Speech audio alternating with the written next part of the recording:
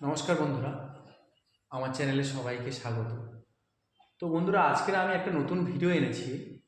পশ্চিমবঙ্গ হলো ভারতের একটি অঙ্গরাজ্য এবং এই পশ্চিমবঙ্গের মোট 23টি জেলা আছে। আমি লিখেছি, একটু দেখুন।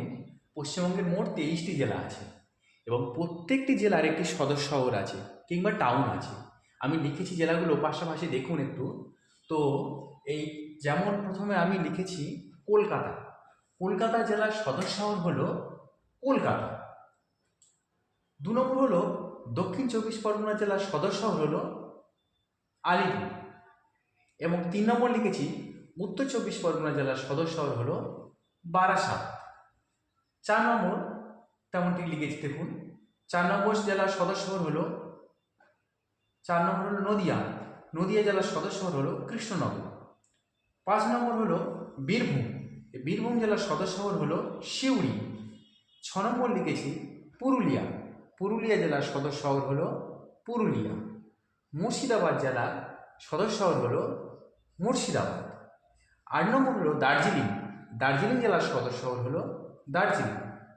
9 নম্বর হলো আপনার জলপাইগুড়ি জেলা। জলপাইগুড়ি জেলার সদর শহর হলো জলপাইগুড়ি।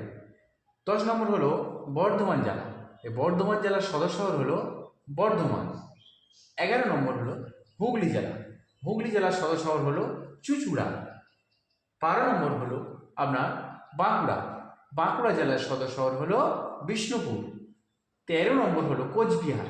কোচবিহার জেলার সদর শহর হলো কোচবিহার। 14 নম্বর হলো হাওড়া। এই হাওড়া জেলার সদর শহর হলো হাওড়া। 15 নম্বর হলো মালদা। মালদা জেলার সদর শহর হলো ইংলিশ বাজার। 16 নম্বর হলো ঝাড়গ্রাম। ঝাড়গ্রাম জেলার সদর শহর হলো ঝাড়গ্রাম।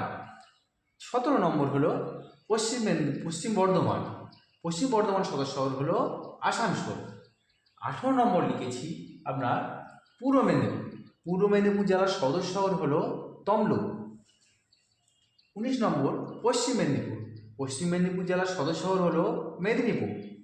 20 নম্বর হলো উত্তর দিনাজপুর জেলার সদর শহর হলো রায়গঞ্জ। 21 নম্বর হলো দক্ষিণ দিনাজপুর জেলার সদর শহর হলো বালুরঘাট। 22 নম্বর জেলার হলো কালিম্পং। কালিম্পং জেলার সদর শহর হলো কালিম্পং শহর।